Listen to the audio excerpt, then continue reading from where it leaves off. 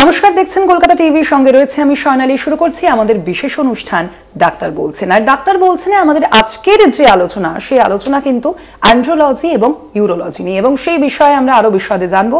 আমাদের সঙ্গে এই মুহূর্তে স্টুডিও উপস্থিত রয়েছেন doctor Bilvapati Karthikeya, senior consultant urology, Apollo hospital, Chennai. Doctor Karthikeya, আপনাকে স্বাগত জানাই আমাদের এই বিশেষ অনুষ্ঠান ডাক্তার বলছেন। ডক্টর কার্তিকেয়া, আপনার কাছে আমার যে প্রথম প্রশ্নটা আসবে সেটা হচ্ছে যে এই যে অ্যান্ড্রোলজি বা ইউরোলজি, আমরা দেখে থাকি এই বিষয়টা বর্তমান যে জীবনযাত্রা, সেই জীবনযাত্রায় হয়তো কোথাও গিয়ে মানুষের মধ্যে একটু বেশি বেড়েছে, বা কোথাও গিয়ে বলতে গেলে পুরুষদের মধ্যে, তাদের মধ্যে এই প্রবলেমটা বা এই ডিজিজটা একটু বেশি দেখা যায়। সেক্ষেত্রে প্রথমেই যে বিষয়টা জানতে চাইবো আপনার কাছে যে অ্যান্ড্রোলজি কি?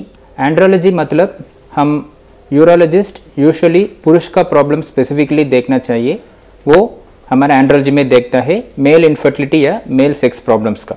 सो इसमें बहुत चीज़ आता है, स्पर्म का प्रॉब्लम, स्पर्म का अगर टेस्टिस को अंदर कुछ problem, varicocele, zero sperm count, ये सब आता है। प्लस अगर एक लड़का लोग को ये लिंग शक्तों में प्रॉब्लम है या समय बहुत जल्दी सेमन गिरता है या बच्चा नहीं बन सकता या गोली में दर्द है, ये सब यूजुअली हम एंड्रोलॉजी में स्पेसिफिकली देखता है।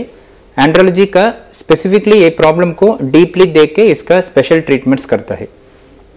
আর ডক্টর কার্তিকেয়া, অ্যান্ড্রোলজিক্যাল যে সমস্যা, যে প্রবলেম আপনি বলছেন, সেই প্রবলেমের জন্য সাধারণ মানুষ একজন ইউরোলজিস্টকেই কেন বেছে নেবেন? ओके, सो मेनली हम देख सकता, मैं अभी क्या क्या सिम्टम्स बोल दिया। सो अगर इरेक्शन ना हो या स्पर्म में प्रॉब्लम, ये सब यूजुअली हमारा टेस्टिस या पेनिस या इसको रिलेटेड ऑर्गन्स में होता है। एक यूरोलॉजिस्ट है डॉक्टर, वो किडनी का या टेस्टिस या ये ऑर्गन्स का स्पेसिफिकली हम ट्रेंड है। सो इसमें क्या भी प्रॉब्लम हो सकता है, उसको मेडिकली या सर्जिकली क्या भी ट्रीटमेंट करना पड़ेगा, ये मेनली यूरोलॉजिस्ट को अच्छा से आता है। Plus andrology is a special field where हम इससे भी डीपली हम और इसमें स्पेशलाइज करता है। इसके लिए सिर्फ हम ट्रीटमेंट ज़्यादा देता है, इसमें हमको इसमें स्पेशल ट्रीटमेंट्स भी दे सकता, क्योंकि एंड्रोलॉजी में बहुत स्पेशल सर्जरी होता है, वो क्या जनरल यूरोलॉजिस्ट में भी नहीं करता है। सो इसमें यूरोलॉजिस्ट का एक आइडिया होता है हमारा टेस्टिस को अंदर कैसा है, हमारा पेनिस को अंदर यूरिन का रास्ता कैसा होता है, सेक्स का रास्ता अलग कैसा होता है।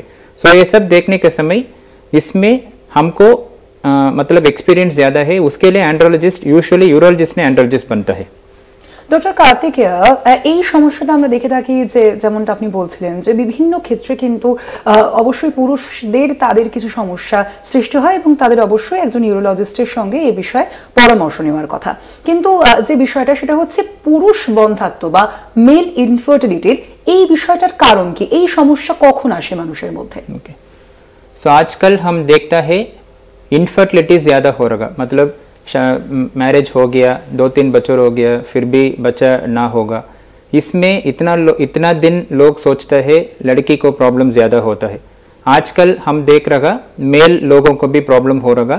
आजकल 40-50% लड़का लोग का प्रॉब्लम की वजह से इनफर्टिलिटी होता है। इसमें स्पर्म का problem up to 75% of male infertility sperm का प्रॉब्लम की वजह से हो सकता। बाकी 25-30% एक्चुअली स्पर्म ठीक है, लेकिन मैं आगे बोल दिया इनका अच्छा से वाइफ को साथ मिलन नहीं कर सकता, उसी कारण से भी प्रॉब्लम हो सकता, किधर स्पर्म नॉर्मल भी हो सकता। सो स्पर्म में लो स्पर्म काउंट हो सकता, या वैरिकोसील मतलब टेस्टिस का रक्त का नस बड़ा होता है, उसी कारण से भी प्रॉब्लम होगा, या एजोस्पर्मिया मतलब ज़ीरो स्पर्म काउंट, ये बहुत यूजुअल रीजन है। प्लस जेनेटिक प्रॉब्लम्स मतलब शरीर में स्पर्म उत्पत्ति में प्रॉब्लम होगा, या हार्मोन समस्या होगा, ओबेसिटी, स्ट्रेस, ये सब आजकल लो स्पर्म काउंट या इनफर्टिलिटी को बहुत कारण होता है। ডক্টর কার্তিকেয়া, এই যে আপনি বলছেন যে লো স্পার্ম কাউন্ট, এই লো স্পার্ম কাউন্ট এই বিষয়টা কি জানতে চাইবো একবার। सो हमारा एक एक टेस्ट को एक एक नॉर्मल वैल्यू होता है, वैसा शुगर को एक नॉर्मल रेंज है, क्रिएटिनिन किडनी टेस्ट को होता है, वैसा स्पर्म काउंट को WHO ने 1 ml सीमन में 16 मिलियन स्पर्म्स को ऊपर होगा उचित। इधर हमारा काउंटिंग अगर 16 मिलियन को कम होता है, उसका लो स्पर्म काउंट बोलता है। ये नंबर क्यों इम्पोर्टेंट है? इतना स्पर्म हमारा सेमन में होता है तो फिर नॉर्मली कंसीव हो सकता।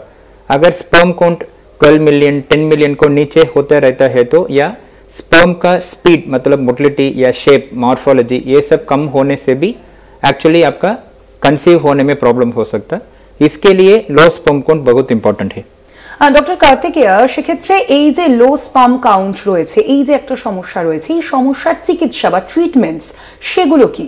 ओके, सो लो स्पर्म काउंट का कारण मैं आगे जस्ट डिस्कस किया है। इसमें 2-3 कारण मेनली हो सकता। एक हमारा शरीर को हार्मोन में प्रॉब्लम, सो ब्रेन से क्या हार्मोन निकलता है वो टेस्टिस को कंट्रोल करता है, वो हार्मोन का परिमाण कम हो सकता। या हमारा ओबिसिटी का कारण से हमारा शरीर में क्या टेस्टोस्टेरोन बनता है वो भी कम हो सकता। या मैं आपको और भी बोल दिया वैरिकोसिल, मतलब टेस्टिस का नस थोड़ा बड़ा हो सकता। ये 2-3 कारण प्लस हमारा सेमन का रास्ता में इन्फेक्शन, ये सब कारण है लो स्पर्म काउंट के लिए। सो इसको मेडिकली या सर्जिकली हम ट्रीट कर सकता। मेडिकली हम ट्रीटमेंट करते हैं, कारण क्या है वो हिसाब में स्पर्म वाइटामिन्स, वो स्पर्म का इम्प्रूव होने के लिए दवाई दे सकता। अगर ओबिसिटी है, मतलब मोटा है, तो उनको डाइट एडवाइस, एक्सरसाइज एडवाइस दे के वो वेट कमाने से प्लस दवाई को साथ आपका स्पर्म इम्प्रूव होता है। नंबर 3, अगर आपका मतलब मिलन में प्रॉब्लम है तो वो भी साथ साथ ठीक हो सकता। सेमन में इन्फेक्शन के लिए भी वो इन्फेक्शन क्या है, उसको क्या रीज़न, समटाइम ये हमारा सेमन रास्ता को मतलब टेस्टिस से क्या निकलता है प्लस सेमन किधर से आता है, प्रोस्टेट एंड सेमिनल वेसिकल, इसको लिंक है। सो ये जगह में कुछ प्रॉब्लम है तो इसको भी पकड़ के ट्रीटमेंट कर सकता। प्लस वैरिकोसिल है तो उसको सर्जिकली हम ऑपरेट करके भी ठीक कर सकता। वैसा क्या कारण है वो हिसाब में हम आगे ट्रीटमेंट करता है। इसको साथ में हम वाइफ को भी चेकअप करता है। सो वाइफ को क्या प्रॉब्लम है, उनका डिम कैसा है, उनका डिम का ट्यूब कैसा है, ये हिसाब में भी हम ट्रीटमेंट करता है। सो दैट 3 से 6 महीना लगता है स्पर्म काउंट इंप्रूव होने के लिए। उस समय के अंदर हमको आंसर मिलता है वाइफ को साथ थोड़ा प्रॉब्लम है या नहीं, वाइफ को पूरा ठीक है या क्या, प्लस स्पर्म कितना दिन में कितना दूर तक इंप्रूव हो सकता, वो हिसाब में हम ट्रीटमेंट करता है। अगर बाई चांस कुछ लोगों को स्पर्म इंप्रूवमेंट नहीं कर सकता है तो फिर उनको आगे IUI या IVF का रास्ता में भी ट्रीटमेंट होता है।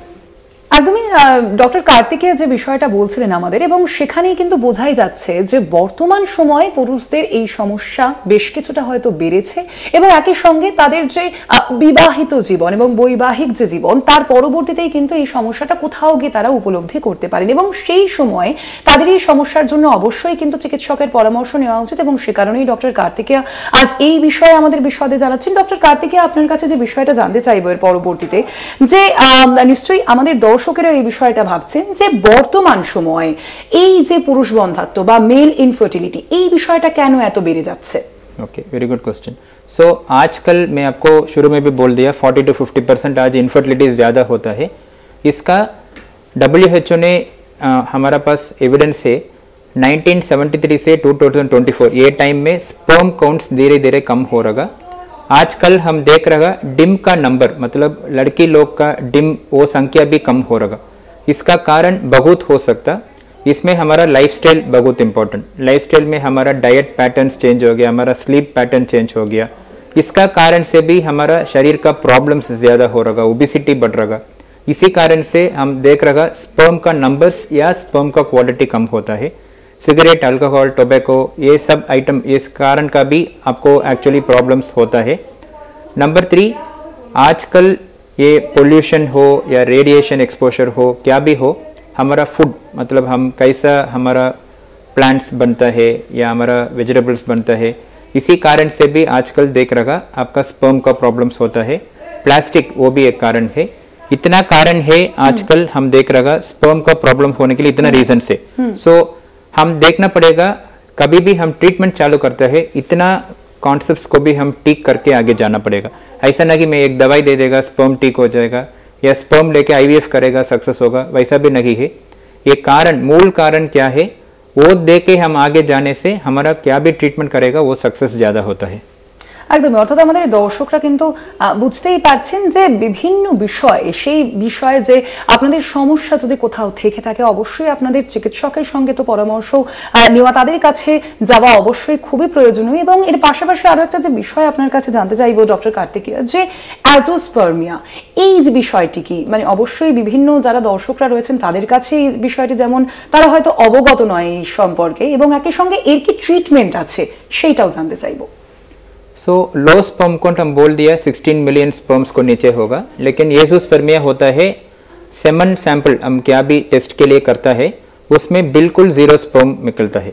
सो कभी भी एक सेमन सैंपल में जीरो स्पर्म काउंट होता है, इसमें फर्स्ट चीज होता है हम पेशेंट को पास बात करता है, एग्जामिन करता है इनका जीरो स्पर्म काउंट हो सकता है या नहीं, क्योंकि एक समय एक पुरुष एजोस्पर्मिया का रिपोर्ट देखने से उनका बहुत शैटर हो जाएगा, उनका माइंड में बहुत टेंशन आता है हम फादर बन सकता है या नहीं।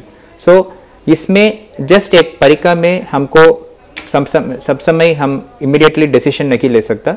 सो सैंपल करेक्ट है या नहीं, एग्जामिनेशन में मतलब इनका बीच का वॉल्यूम कैसा है, इनका सेमन का रास्ता क्या है, वो सब आगे देखता है। प्लस 2 बार 3 बार हम सेमन टेस्ट करता है। इसमें सेमन में एक स्पेशल प्रोसेसिंग होता है सेंट्रीफ्यूगेशन, उसके बाद ही वो स्पर्म जीरो काउंट है वो हम कंफर्म कर सकता। वंस हम कंफर्म किया है, इसमें 2 मेजर टाइप होता है, एक ऑब्स्ट्रक्टिव एजोस्पर्मिया या एक नॉन ऑब्स्ट्रक्टिव एजोस्पर्मिया। अगर टेस्टिस को अंदर स्पर्म अच्छा बनता है लेकिन रास्ता में ब्लॉक है तो फिर इसका हम ऑब्स्ट्रक्टिव एजोस्पर्मिया बोलते हैं। किधर टेस्टिस साइज अच्छा है, टेस्टिस का रिपोर्ट्स अच्छा होता है, प्लस टेस्टिस को अंदर स्पर्म लेके ट्रीटमेंट करना सक्सेसफुल होता है। अगर टेस्टिस का रास्ता ठीक है लेकिन टेस्टिस शायद छोटा है या स्पर्म का ब्लड रिपोर्ट्स ज़्यादा है, इसमें मतलब क्या है, टेस्टिस का रास्ता खोल है लेकिन अंदर से स्पर्म उतना अच्छा से उत्पत्ति नहीं हो रहा, हमको बाहर आने के लिए उतना संख्या नहीं मिलता है, इसका नाम है नॉन ऑब्स्ट्रक्टिव एजोस्पर्मिया। आजकल 100 एजोस्पर्मिया लोग में 90 लोग को होता है नॉन ऑब्स्ट्रक्टिव टाइप। सो इनका सब ठीक है लेकिन अंदर से स्पर्म बाहर आने के लिए भी उतना भी प्रोडक्शन नहीं होता है। ये एक सीरियस कंडीशन है क्योंकि इसका जेनेटिक कारण हो सकता है या हार्मोन का प्रॉब्लम हो सकता। सो अभी अगर ऑब्स्ट्रक्टिव एजोस्पर्मिया, अगर एक एजोस्पर्मिया में रास्ता में ब्लॉक है तो समटाइम्स उसको खोल के नॉर्मली सेमन में स्पर्म निकल सकता है, फिर नॉर्मल कंसेप्शन भी होता है। इसका हम दूरबीन लेके मतलब एंडोस्कोपिक सर्जरी करता है या वैसो एपिडेमल एनास्टोमोसिस करके एक स्पेशल माइक्रो ऑपरेशन करता है। इसमें माइक्रो मतलब छोटा स्कार में करता है, ऐसा नहीं है, वो जगह को मैग्नीफाई करना ऑपरेटिंग माइक्रोस्कोप का हिसाब से। अगर नॉन ऑब्स्ट्रक्टिव एजोस्पर्मिया होता है तो इन ए पेशेंट्स को हम 2 तरीका में ट्रीटमेंट कर सकता।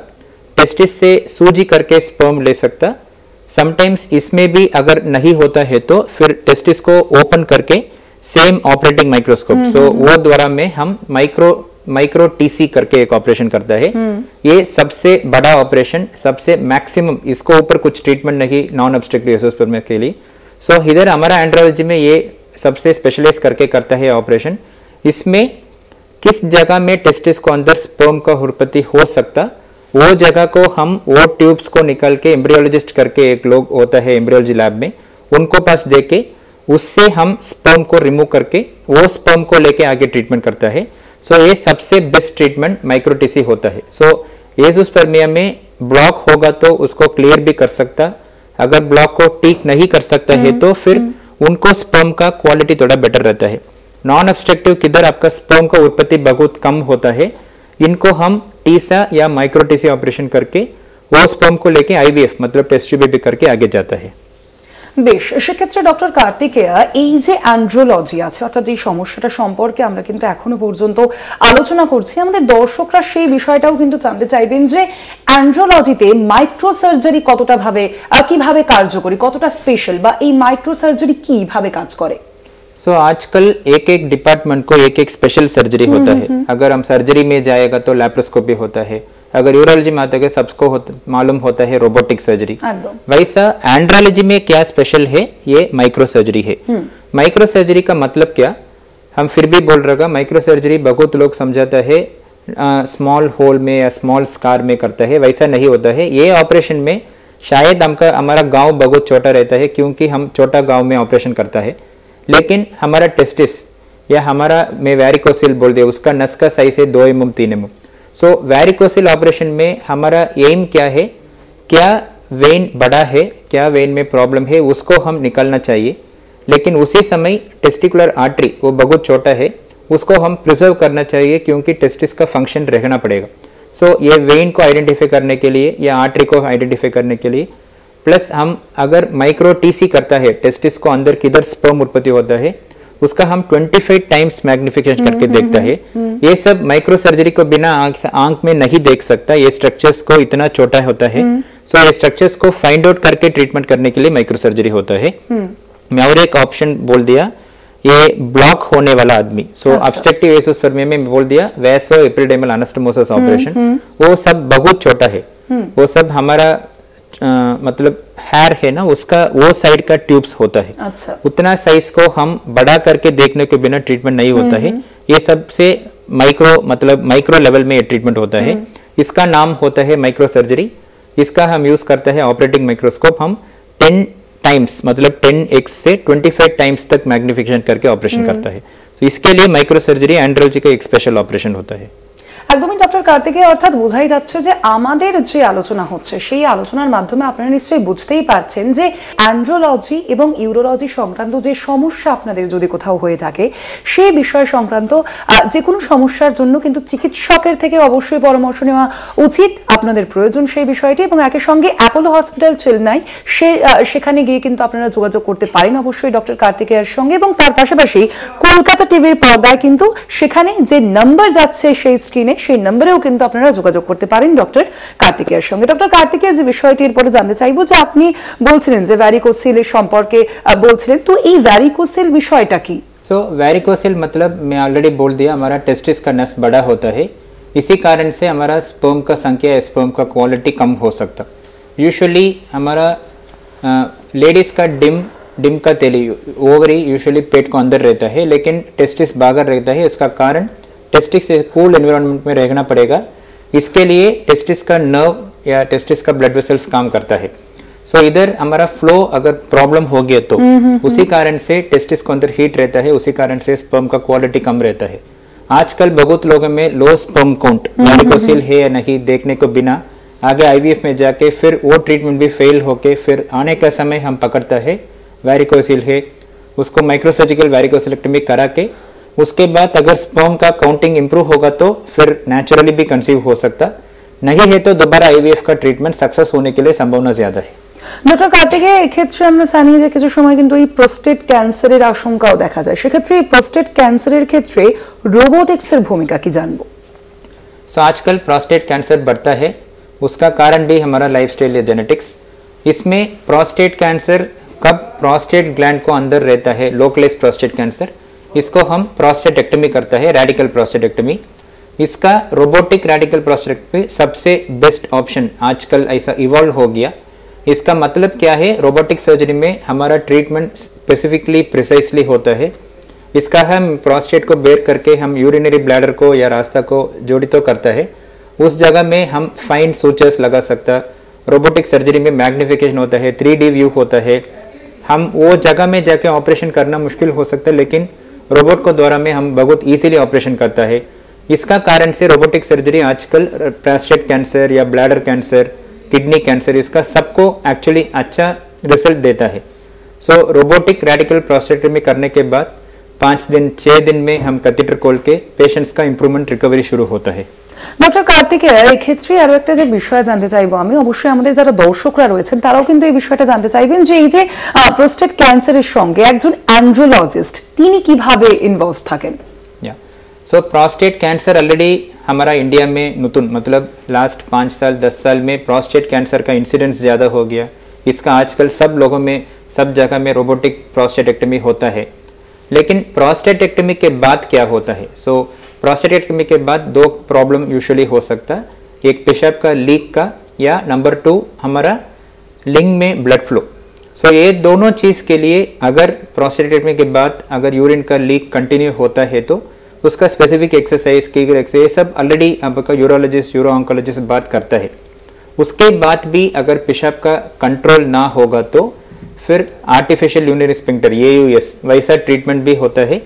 या नंबर 2 हमारा लिंग में क्या ब्लड फ्लो होता है, उसका जो नर्व रिस्पॉन्सिबल है वो प्रोस्टेट ग्लैंड को बहुत काचा काचे जाता है। हमारा ऑपरेशन में समटाइम्स वो नर्व को टेम्पररी परमानेंटली डैमेज होते पर सो हम ऑपरेशन को आगे पिनाइल रिहैबिलिटेशन करके एक चीज़ शुरू करता है। इसमें लिंग का ब्लड फ्लो मेंटेन होता है, लिंग का लंबा होता है, प्लस यूरिन का मतलब यूरिन बाहर आने के लिए भी शुरू होता है। सो हम अभी ये प्रोस्टेट ट्रीटमेंट के बाद आगे क्या भी ट्रीटमेंट करना पड़ेगा, लिंग का ब्लड फ्लो रखने के लिए या आगे मिलन, ये सब के लिए भी ये पिनाइल रिहैबिलिटेशन काम करता है। आज प्रोस्टेट कैंसर बहुत मतलब 40 उम्र 45 उम्र में आता है, उनका सेक्स लाइफ में प्रॉब्लम हो सकता है, उनको भी पिनेल इम्प्लांट ऑपरेशन वैसा भी हम आगे ट्रीटमेंट करके प्रोस्टेट कैंसर का कब कैंसर क्यूर होता है, आगे फंक्शनल आउटकम मतलब उनका क्वालिटी ऑफ लाइफ को इम्प्रूव करने के लिए एंड्रोलॉजिस्ट का रोल आता है। ডক্টর কার্তিকেয়া, আমরা জানি যে এই সংক্রান্ত সমস্যার ক্ষেত্রে কিন্তু ইরেকটাইল যে ডিসফাংশন সেই বিষয়টাও আসে অনেক সময়, সেই বিষয়টা কি জানতে চাইবো এবং তার পাশাপাশি জানবো যে এটার ট্রিটমেন্ট কি। So erectile dysfunction मतलब when a male is unable to get a good erection enough to penetrate. So आजकल बहुत लोग आता है अनकंसुमेटेड मैरिज, मतलब इरेक्शन अच्छा नहीं या वाइफ का वो वेजिना उतना रिलैक्स नहीं, उसी कारण से पेनिट्रेशन भी नहीं होता है, या इरेक्शन होता है पेनिट्रेशन होता है लेकिन उतना सेटिस्फैक्टरी नहीं होता है। इसका आजकल कारण है हमारा लाइफस्टाइल, स्ट्रेस, ओबिसिटी, प्लस माता में इतना टेंशन होता है हम परफॉर्म कर सकते हैं नहीं, एक परफॉर्मेंस एंग्जाइटी भी आता है, प्लस हार्मोन इश्यूज या डायबिटीज, ये सब इसका कारण है। इसका ट्रीटमेंट होता है एक डिटेल असेसमेंट, पेशेंट मतलब हस्बैंड को पास बात करके उनका माइंड में क्या चलता है, उस समय ऐसा क्यों होता है, plus erection testing, specific testing ने एंड्रोलॉजिस्ट करता है, ऑफिस इरेक्शन टेस्ट, ये सब देखने के बाद हम इनका ट्रीटमेंट शुरू करता है। इसमें मेडिसिन से अगर मेडिसिन काम नहीं करेगा तो आगे सेल्फ इंजेक्शंस वैसा एक ट्रीटमेंट है, vacuum erection device, then shock wave therapy, ये भी है, छोटा मोटा बीच में ट्रीटमेंट आता है। इसके बाद में होता है पिनाइल इम्प्लांट ऑपरेशन। सो इसमें औषध प्लस सेल्फ इंजेक्शंस या ऑपरेशन, ये तीन ट्रीटमेंट बहुत अच्छा रिजल्ट देता है। Plus counselling is an important part of the treatment, where husband को काउंसलिंग होता है, वाइफ को होता है। কার্তিকেয়া, এই ক্ষেত্রে কি লাইফস্টাইলে কিছু পরিবর্তনের বিষয় রাখতে হবে? एंड्रोलॉजी प्रॉब्लम में सब में लाइफस्टाइल का जरूरत बहुत इंपॉर्टेंट है। सो हम शुरू से बोल रहे हो ओबिसिटी, स्ट्रेस, सो हमारा डाइट, एक्सरसाइज, हमारा स्लीप का पैटर्न प्लस स्ट्रेस रिडक्शन, ये सब बहुत ज़रूरी। सो हमारा डाइट में शुगर, ऑयल, इसका मात्रा कम करना, एटलीस्ट डेली वॉकिंग करना, फैमिली को पास टाइम स्पेंड करना, मोबाइल को कम यूज़ करना, करेक्ट टाइम में स्लीप को जाना पड़ेगा, 12 बजे 1 बजे को नहीं 10 बजे ऐसा आना पड़ेगा। इसमें हमारा शरीर का हार्मोन अच्छा काम करता है, हमको एक रिलैक्सेशन मिलता है, शरीर का बाकी ऑर्गन्स भी करेक्ट से काम करते हैं। सो ये सब करने के समय हमारा मेडिसिन भी अच्छा काम करता है, प्लस फाइनली ट्रीटमेंट्स भी अच्छा काम करता है। সেক্ষেত্রে প্রি ম্যারিটাল কিছু চেকআপ রয়েছে? सो अगेन आजकल लड़का लोग में बहुत कंफ्यूजन में होता है, मेरा परफॉर्मेंस करेक्ट हो सकता है ना, मेरा वाइफ मेरे पास रहेगा, ये यही हमारा पेशेंट्स का वर्ड्स। सो इसके लिए हम यूजुअली उनको बैठ के बात करते हैं, आपको माइंड में क्या डाउट है, आपको ऐसा क्यों सोचता है, आपका फिजिकल एग्जामिनेशन में कुछ प्रॉब्लम है क्या, पुरुष लोग को बहुत डाउट आता है, हमारा पिनाइल लेंथ कैसा है, हमारा टेस्टिस में कुछ प्रॉब्लम है क्या। सो इसके लिए हम आंसर देता है, प्लस में बोल दिया ऑफिस इरेक्शन टेस्ट, इसमें आपका आगे प्रॉब्लम हो सकता है क्या, वो भी हम प्रेडिक्ट कर सकते हैं। সেটাও বোঝা যায়, অর্থাৎ বোঝাই যাচ্ছে যে আমাদের দর্শকরাও কিন্তু আপনারা বুঝতেই পারবেন আপনাদের যা যা প্রশ্ন আছে সেই সংক্রান্ত প্রশ্ন বা সেই সংক্রান্ত সমস্যা, সেই সমস্যার সমাধান কিন্তু অবশ্যই হবে এবং সেই সমাধানের জন্য কিন্তু আপনাদের যেতে হবে অবশ্যই ডক্টর কার্তিকের সঙ্গে। আপনারা যোগাযোগ করতে পারেন একই সঙ্গে অ্যাপোলো হসপিটাল চেন্নাই, সেখানে আপনারা যেতে পারেন এবং অবশ্যই ডক্টর কার্তিকের সঙ্গে যোগাযোগ করার জন্য স্ক্রিনে নাম্বার যাচ্ছে। ডক্টর কার্তিকে আমাদের এই অনুষ্ঠানে ডাক্তার বলছেন উপস্থিত থাকার জন্য আপনাকে অসংখ্য ধন্যবাদ। এবং একই সঙ্গে যে বিষয়টি আপনাদের জানাবো যে আজকের মতো আমাদের এই আলোচনা এখানেই শেষ হচ্ছে। অবশ্যই বিভিন্ন বিষয় আপনাদের যত সমস্যা আছে সেই সমস্যা সংক্রান্ত বিষয় কিন্তু আমরা আলোচনা করবোই আমাদের এই ডাক্তার বলছেন। তবে আজ এখানেই শেষ। দেখতে থাকুন কলকাতা টিভি, রাত দিন 7 দিন।